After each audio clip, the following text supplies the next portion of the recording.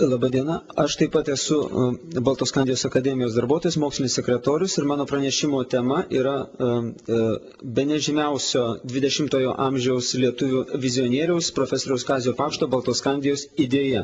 Trumpai tariant, šios konferencijos tema yra labai, galima sakyti, labai siejasi su pačia Baltoskandijos idėjos transformacija ir tai yra viena iš nedaugelio idėjų, žodžių vizijų, kuri yra jau įgyvendinta praktiškai.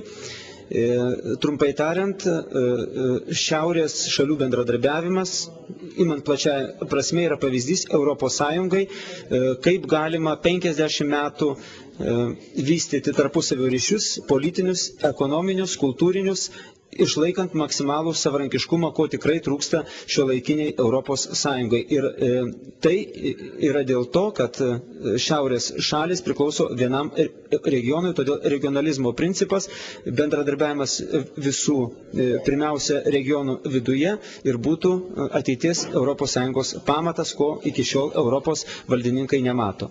Ačiū.